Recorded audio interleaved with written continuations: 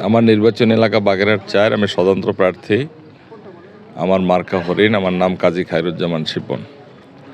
আমরা দীর্ঘ ১৭টি বছর ফ্যাসিস্টের আন্দোলন সংগ্রামে অগ্রণী ভূমিকা রেখেছি। আজকে যখন একটি নির্বাচন আসছে, আমি নির্বাচনের প্রার্থী হয়েছি। আমি ইতিমধ্যে দেখেছি যে আমাদের বাগেরহাট জেলায় ভারতীয় আধিপত্যবাদ বিস্তারের লক্ষ্যে যে কিছু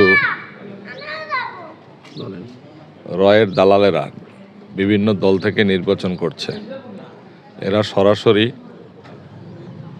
আধিপত্যবাদ বিস্তারের লক্ষ্যে বাংলাদেশের সাধারণ মানুষকে হুমকি ধমকি দিচ্ছে এবং তারা নিজেদের প্রতীকে ভোট চাচ্ছে। বিশেষ করে আমার নির্বাচন এলাকায় ইতিমধ্যে হোগলাপাশা, দৈবকঘাটি, তারপর নিশানবাড়ি ইউনিয়নে আমার নেতাকর্মীদের হুমকি দিচ্ছে এবং মাইক সরিয়ে ফেলছে। সব মিলিয়ে আমরা এখন জীবনের সংখ্যা নিয়ে আছি।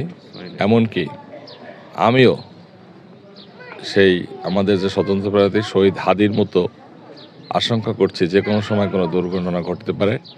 এর জন্য আমরা জেলা প্রশাসক এবং এসপি সাহেবের কাছে আসছি এবং তিনি আমাদের অভিযোগ দিতে বলেছেন, আমরা দিয়েছি। ইতিমধ্যে আর্মিও যে সেনাবাহিনীও আমাদের যে কথা বলেছে, তারাও বলেছে আপনারা অভিযোগ দেন, কিন্তু ডিজিএফআই, এনএসআই, ডিএসবির কাছে আছে মূল অস্ত্রধারী কারা। ইতিমধ্যে আমার নির্বাচন এলাকায় বহু অস্ত্রধারী ঢুকে পড়েছে। আমরা মনে করি এরা ভারতীয় দালাল।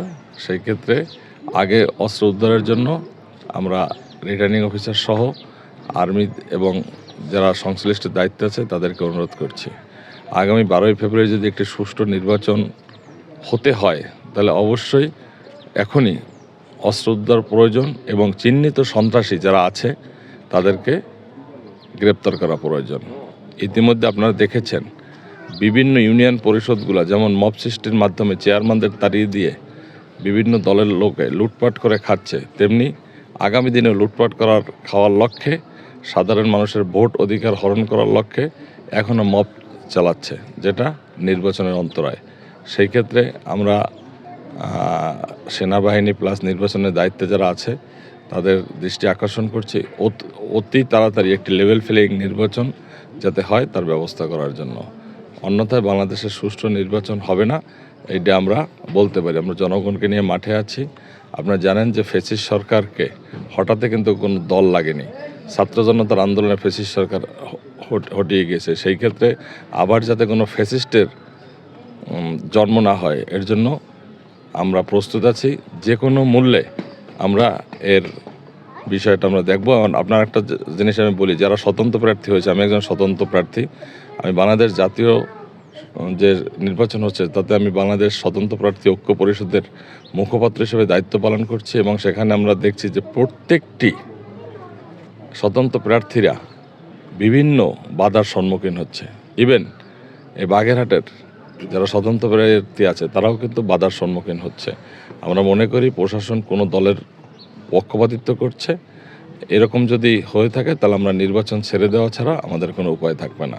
সেই ক্ষেত্রে আমরা অচিরেই প্রশাসনকে আবেদন করছি অতি তাড়াতাড়ি অস্ত্র উদ্ধার সহ সকল সন্ত্রাসীদের গ্রেপ্তার, যারা বিভিন্ন সময় চাঁদাবাজি করেছে, বিভিন্ন সময় ঘের দখল করেছে, বিভিন্ন সময় স্কুল কলেজও দখল করেছে, বিভিন্ন সময় যে আপনাদের ইউনিয়ন পরিষদ দখল করছে, এদের অতি তাড়াতাড়ি গ্রেপ্তার করা হোক।